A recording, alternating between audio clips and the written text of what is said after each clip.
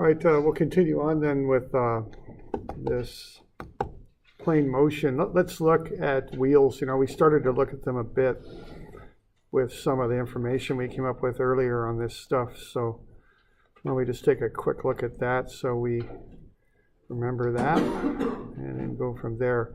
Okay, so the first thing with wheels, they move in two different ways. One is they slip, and two is they don't. Okay, so usually the default assumption is that they do not slip. That's generally speaking the default assumption you come in with. Now, if that's the case, there's a direct relationship between how they accelerate in an angular and linear sense. So the linear acceleration of the wheel as it moves across the surface would then equal r alpha if they don't slip. Okay, so that's what you use to analyze them. What you can't use if they don't slip is you can't use force of friction equals mu Fn, okay, because you don't know if friction's been overcome yet. Because remember that friction is a reactive force. So if it hasn't been overcome, you don't really know that it's gone already to its maximum value. The friction will be what's required to maintain this relationship right here. Okay, and that isn't generally going to be mu Fn. It's probably going to be less. So be aware of that. Okay. All right, now if it is slipping, it's the other way around. The friction has been overcome, but there is not a relationship between A and alpha in that case. All right. Okay, another thing is the difference between drive wheels and drag wheels. A drive wheel is actively spun by a motor of some type. There's some sort of moment that's being applied to the axle that's turning it. The friction resists the spinning motion, and so the friction pushes the vehicle in the direction it moves as it opposes the spinning motion of a drive wheel. A drag wheel is just spins freely. There's no motor or anything on it, no moment applied. So a drag wheel is constantly undercut by friction. Okay, so just be aware of that distinction there too. All right, now let's have a look at an example here, and we'll kind of go through a very thorough analysis of a wheel here. So let's say we've got this ancient labor crew here that's dragging this wheel or this roller across a surface. And we're going to find its velocity after 5 seconds. The roller has a weight of 8,000 newtons. We're given a couple different coefficients of friction that we'll use to analyze this with, so we'll make use of both of those as we go through our analysis. So you got static and kinetic friction both. All right. So that's what we're having a look at here. This is 770, that's where we're at. All right, I went ahead and calculated moment of inertia about the center of the wheel. It's 1/2 mr squared for a wheel. The mass is the weight divided by gravity. It's 816 kilograms. So the moment of inertia then is 1/2 mass times r squared. So it's 587 kilogram meters squared. Okay, I'm calculating the moment of inertia about an axis coming out of the page, essentially. So we got x, y, and z. All right. Now notice that I'm using the z-axis here on the formula sheet because that's normal to the circle, as is the axis I'm using. Okay. So I'm using IGZ. Okay. All right, now we'll start off by assuming it doesn't slip, and that's the normal thing to do. And what that allows you to do is connect A and alpha together in one relationship. A is alpha r, so alpha is A over r. A over 1.2, which is the radius of this thing. Right. So we can start with that. All right, now the general approach on this kind of problem is you throw the basic kinetic formulas at it. I mean, that's normally what you do on this one. So on a problem like this, so we'll go ahead and do that. All right.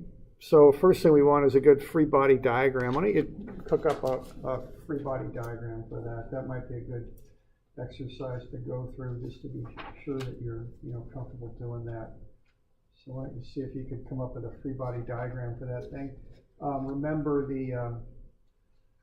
to put the accelerations on there too, both linear and angular.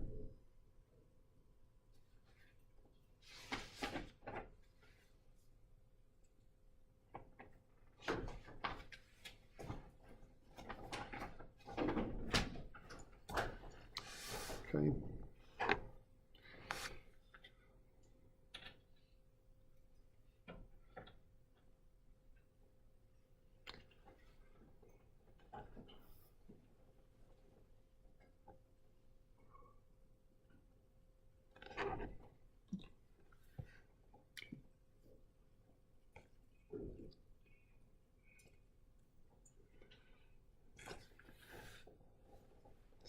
Doing all right with that? So just get the forces on there. You've got, remember to put the normal force on there.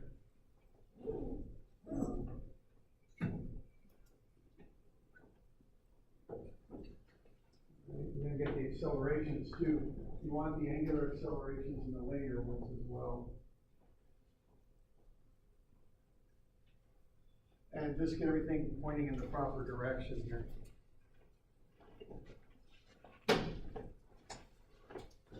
Okay.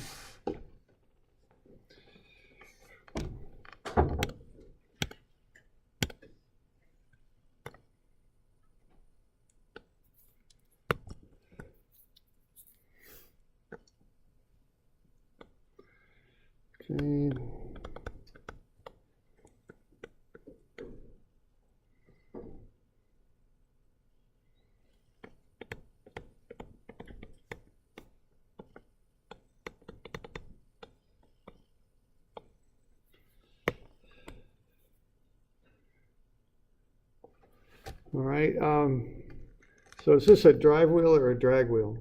What do we got here? It's drag, because there's no moment applied. There's a force applied at the center, but not a moment, not a spinning action. So if that were a block, we'd just drag it across the ground. But somebody at some point figured out that stuff that's round, it rolls, and it's just easier to move around and easier to move other things with. So you're just trying to pull that thing across the ground, and the friction's saying, hey, wait a minute, I don't want you going this way. I'm going to resist that. And so the friction will undercut the wheel, and then it rolls, okay? All right. So we got something like that. And then the other thing going on here is if we're pulling on it that way, I would very much assume it goes that way, okay? And if it does, one thing that's important is there's an alpha. And it's important that when you make these free body diagrams that your A and your alpha agree, okay? So what I mean by that is if I pull that thing to the left and it accelerates to the left, alpha will be counterclockwise.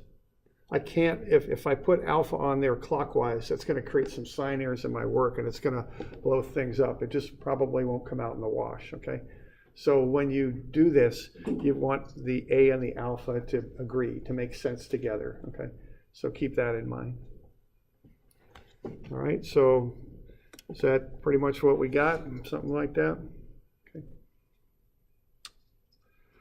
All right.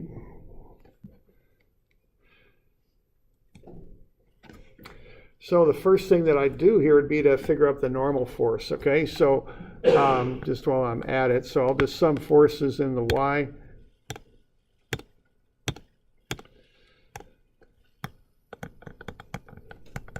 And set that equal to 0 because it's not accelerating in the y. So I'll have minus 8,000 newtons minus sine of 10 times that 250. Now that's not going to be a whole lot, but I got to include that in there. And then plus Fn, and that'll come out to be 0. So that'll get me the normal, and I think that's 8,043 kind of sticks in my mind for some reason. I'm not sure, but I think that's what that comes out to be. Okay. Yeah. Okay, thanks. So 8,043.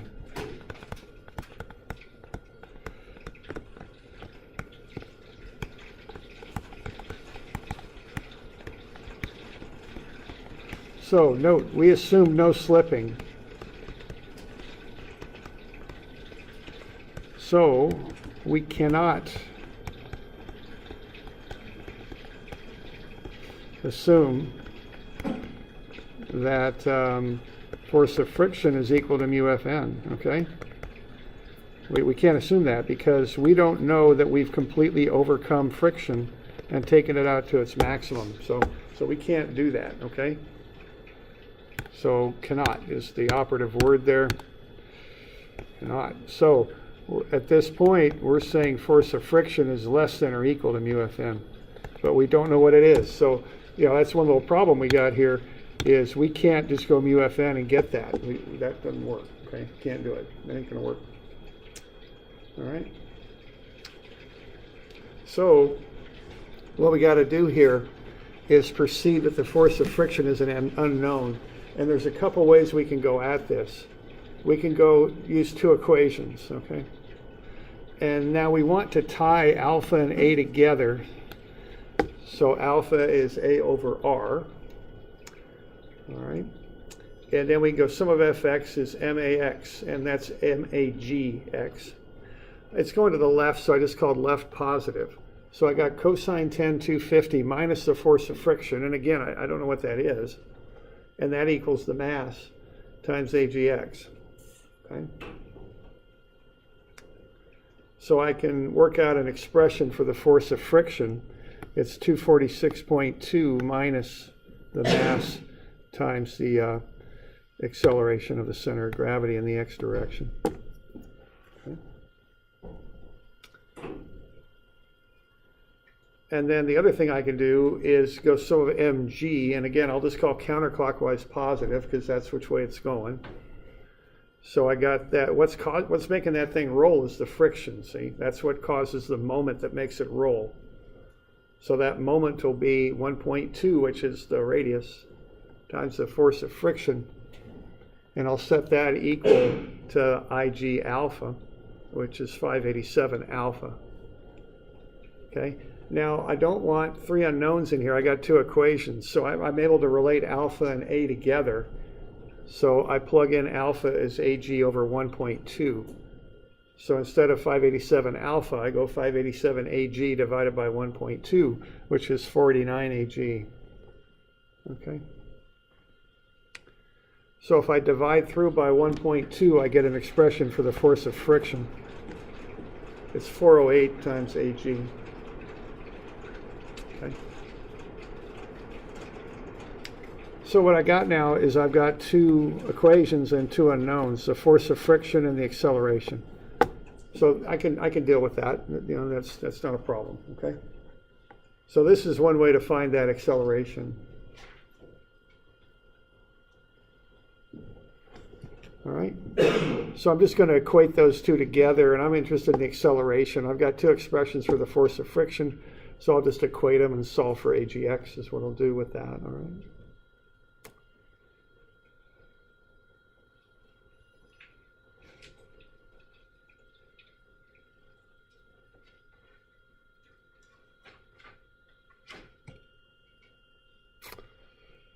All right, so, okay, so over there on the right, I'm kind of continuing that. So I've got the force of friction is 246.2 minus 815.5A, and I've got that 408A equals the force of friction, so I just equate those, work through, and I'll solve for the force, or AGX. It's not much, it's 0.201. So I'm just working the two equations and two unknowns together out on the right there is what I'm doing.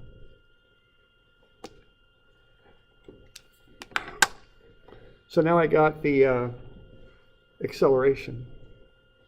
And I can find the velocity easy enough, just v equals v0 plus at to get that, okay? So the key ideas here so far is with no slipping, I assume that.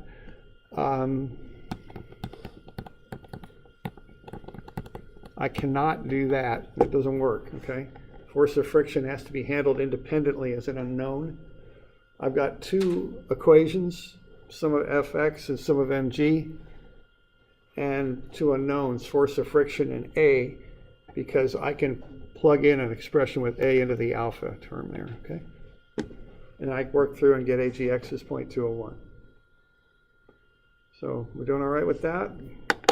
Okay. Just applying the standard equations there to get that worked out. We've got a question there? We're doing that. Is the reason only the friction is on the left side because everything's on the axis? The weight? Only the friction Why is. isn't the 8,000 newtons on the left side? Oh, okay. I'm just going in the X direction. Yeah, okay. And so what I got on the left side there is I got cosine 10, 250 minus force of friction. Yeah, okay. So I'm just doing a vector deal. All right. Other questions? In the question statement, it says use part 1 and 2 to assume coefficients of friction, but you're saying that the mu here is important. Yeah, okay. I do have some coefficients of friction, but I can't assume. See, the people often write it down like force of friction equals mu Fn, but that's. I get that we can't use that. Yeah, yeah. I'm asking why the question asks us to differentiate between the results of two different. Because I'm going to do this two different ways, and I want to illustrate different things. So we're going to plug in different frictions and see what happens when we do it. So see, what we've done here, we've assumed that it doesn't slip. We got to check that. And that's what those coefficients of friction are for, is to check that and see if it's actually true. Okay. All right. Other questions?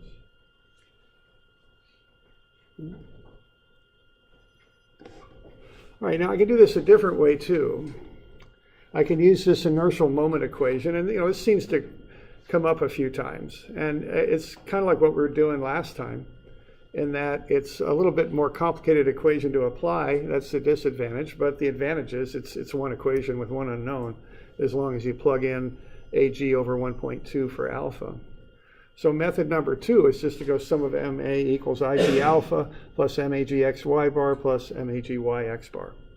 Okay, the thing is not accelerating in the Y direction there.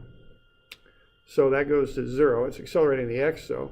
So I got IG 587 times alpha, which is A over 1.2. So that's IG alpha there. Then I got MAGXY bar. So the mass is 815.5. AGX is the unknown. And Y bar, because what I'm doing here, I'm taking moments about A. Now where A is right down there, see? So what I'm doing there, I'm referencing up to the center of gravity of the wheel. That's where that AGX is. So on the right, I've got 815.5 AGX times a moment arm equal to the radius of the wheel to get me from A up to the center. All right.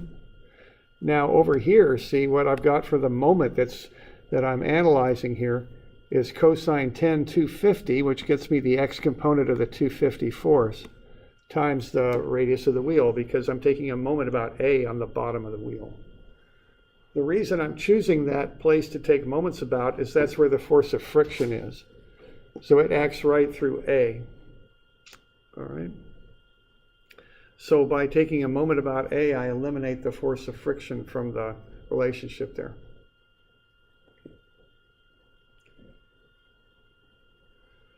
All right.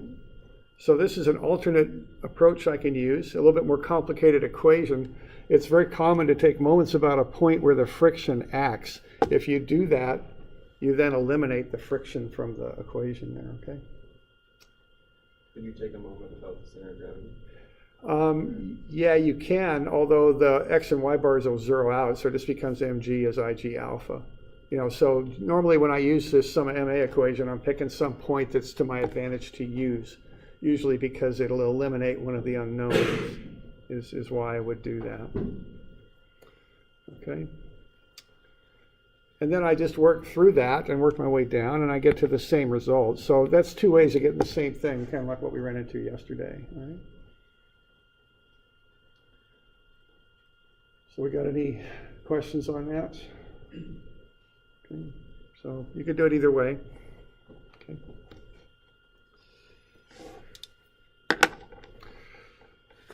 All All right, now let's check the no slipping assumption, okay? Because it's an assumption, and it's the common assumption you make coming in. But let's have a look, okay? So what I did there, I just take force of friction. I know it equals 408 AGX, and I know the acceleration, AGX, is 0.201. So the friction is 82 newtons.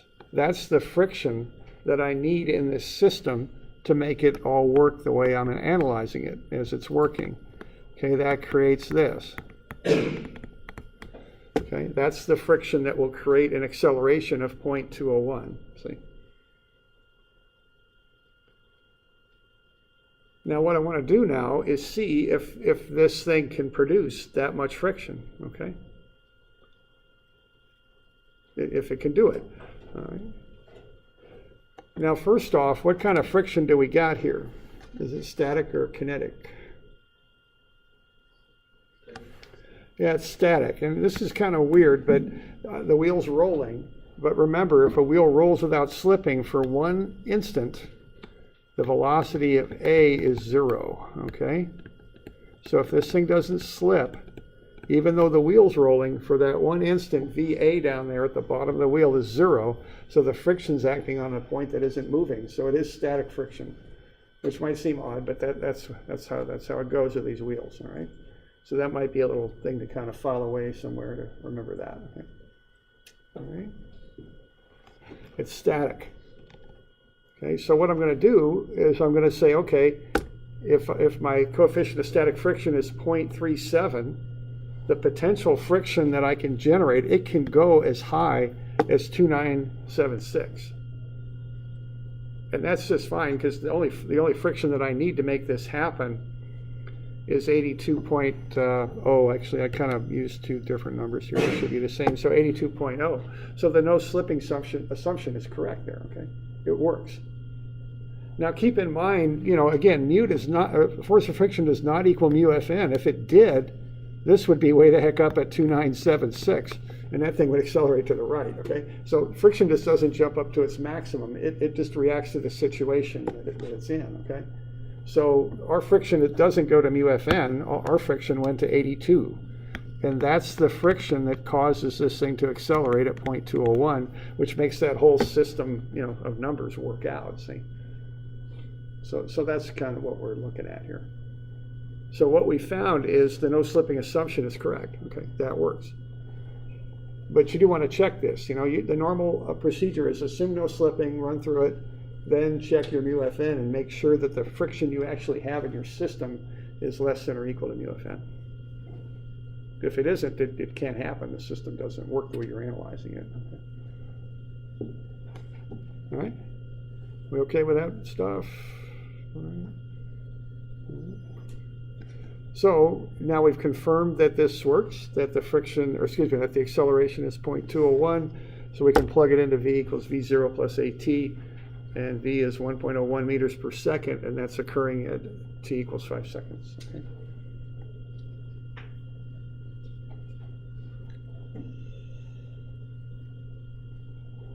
Okay. Now that's the first coefficient of friction there. Now, just to illustrate something, why don't we have a look at part 2? And this is the common situation. I mean, normally wheels would roll without slipping. If you're driving down I-5, your wheels aren't slipping. Okay. You know, there's a connection between how fast your wheels spin and how you're moving. When you ride a bicycle down a road, I mean, normally speaking, your wheels don't slip. When you start to slip is when you lock up the brakes and start to skid, or if you're on ice, you know, and the wheel starts spinning really fast and you're not moving nearly as fast as your wheel spins. Okay, so not slipping is somewhat of an unusual situation. Now it can happen, but it's the norm is for it not to slip. If normal motion, things don't slip. Okay. But let's just have a look, just in case in our analysis we do have slipping, and that's part 2. If the coefficient of friction is 0.007, which looks to me like they're trying to pull this thing across the ice, okay, or something like that, maybe wet ice at that, okay? And so now we don't have enough friction to make this happen, see? Because if we calculate our static friction, static friction is 0.008, 0.008. That's 64.34. And that's not enough friction to make that thing roll properly. Okay? So it's not going to act the way we're analyzing it as acting. So if this happens, you got to go back through and reanalyze it, because what's occurring now is there's not a direct linkage between A and alpha. There's not enough friction to make that happen. So this thing's going to slide a little bit across the surface there without rolling is what it's going to do. Okay. So slipping occurs. Now this gets a little strange, because if slipping occurs, what happens now? Which friction do I got to use if the thing's slipping? Static or kinetic? Yeah, I got to go kinetic now, okay? Just to add another little complication in here. But I got to use kinetic friction now, because it's moving now, okay? That velocity of that bottom point isn't zero anymore. So it goes to kinetic friction. So that's kind of the bad news on that, is you got to remember to do that little change there. But the good news is the analysis is pretty simple, because if you can assume that friction is a number, in this case 56.3, what we're going to have now is cosine 10 times the 250 Newton pull minus the friction, which is now a known number. It's not an unknown. It's just equal to MA. Okay, that's all there is to it. Okay. So if you do have slipping, it's a much easier analysis, because you know what friction is. All the forces are known, so you can very easily solve for the acceleration now. Okay. And so that'll come out to be 0.233 meters per second squared.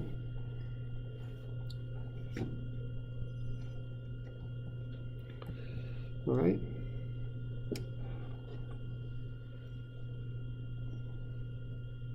So these rolling mechanisms seem to come up a fair amount in dynamics. So, it is important that we have an understanding of them and how these relationships all fit together.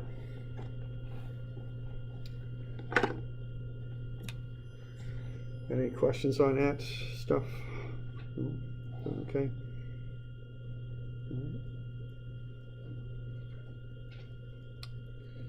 All right. And if you need the velocity there, it'd be 1.17, so it'd be moving a little faster because it's accelerating a little bit more. All right. Okay. So I'm going to get you a couple of these to do. So 351 and 353.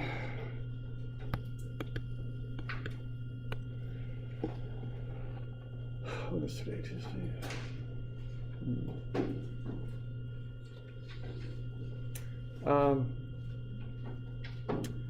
What should we do on these? When should these be due?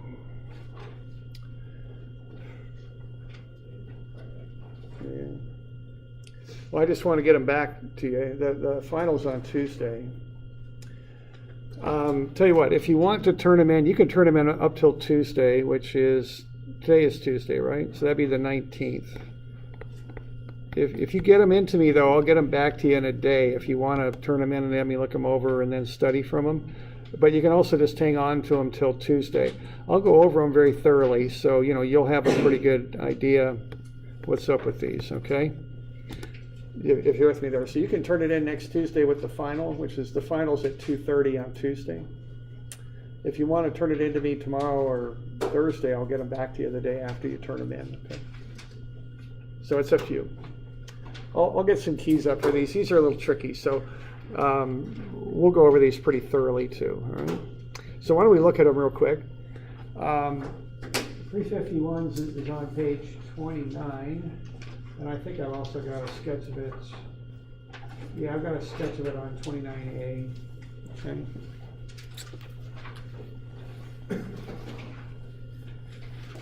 So the sketch is just a front view of it. There's a bit of an isometric there that might make it a little bit more clear what's going on. Okay. So assume no slipping for the roller there. So we're going to pull a block and a roller with a cable, and we want to know something about that. find the acceleration of the block and roller when the force is applied, okay? So that's the physical setup there, all right? So just so you get a clearer picture of what's being represented there with this simple sketch above, this is what we're talking about here, okay?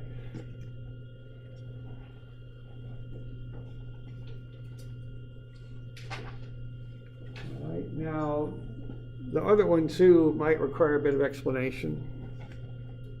Okay.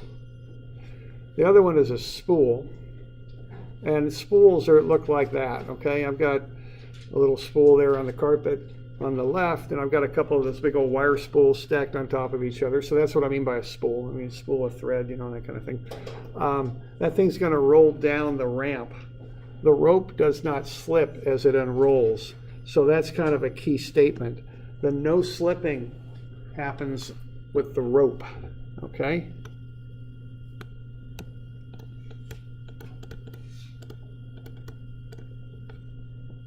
What that means is it does slip here, okay? So it doesn't slip where the rope comes off the spool, which probably means it does slip where the outer edge of the rim there contacts the surface. They'll spin the same, but they'll spin at different speeds. There's one linear speed of the spool. No, if it was going to go. Oh. Okay, yeah, okay. So yeah, you'd have to consider the way it's spinning and all that. Okay, all right.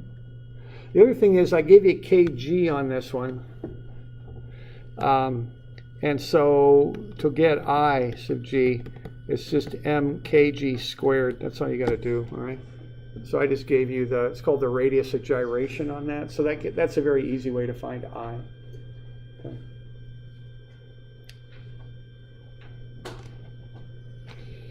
All right. So that's that one.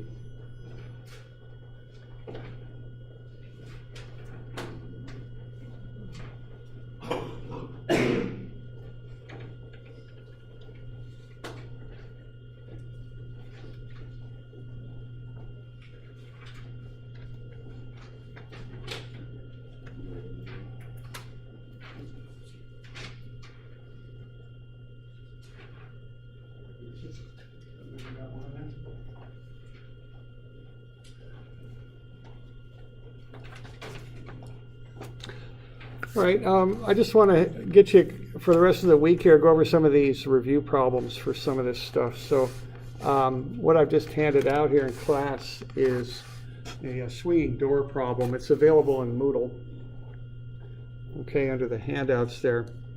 And why don't we get a start on this? You could work with somebody if you like. I mean, that'd be just fine.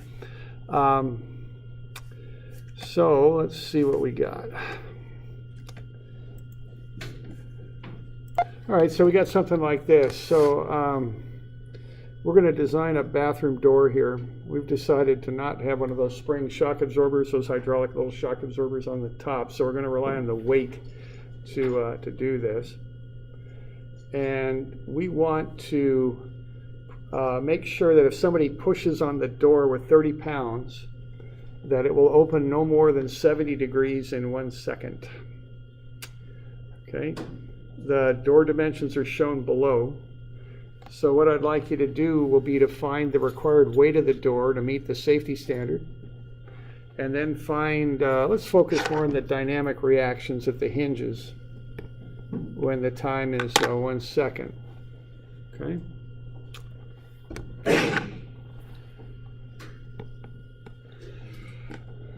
So let's see if we could work through that. All right, now this is a kinetics problem, okay? So let's kind of go through the checklist here. We got 3 kinds of kinetics problems: translation,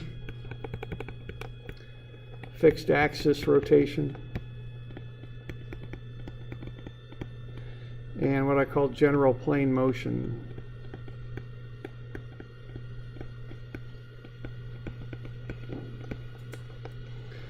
So what are we dealing with here? Yeah, we're rotating about the hinges, right? The hinge line. Okay. So now, when I'm thinking fixed axis rotation with an object like this, quite often what I'm thinking about is M sub A is I sub A alpha. Okay, that's a very common way to approach these. So let's kind of be thinking on that.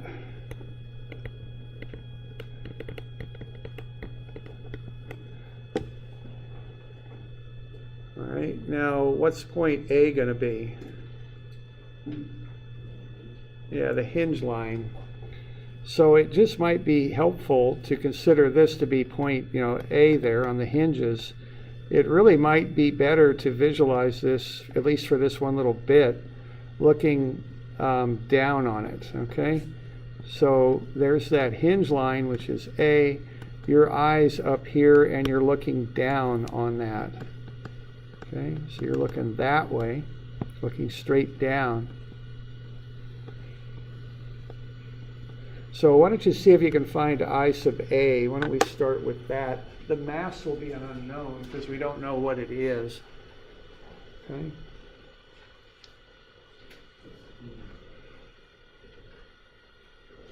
So how about seeing what you can do with that? It might be helpful to look at the formula sheet on the back of the back of the formula sheet. I've got a few of those. If anybody needs one, I'll get some.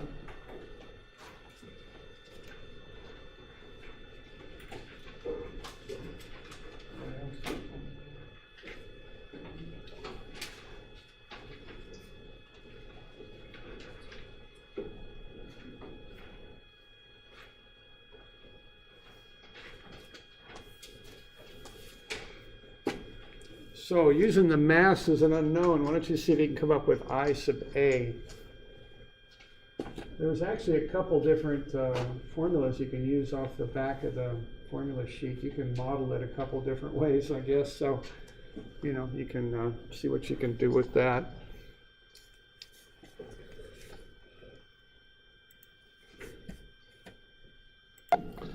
All right, so when you're working through this, you probably want to use a plate from the back of the formula sheet. Either the X or Y axis should work. Remember to use the transfer axis theorem. So before next time, see if you can figure out the moment of inertia of that door about the axis AA.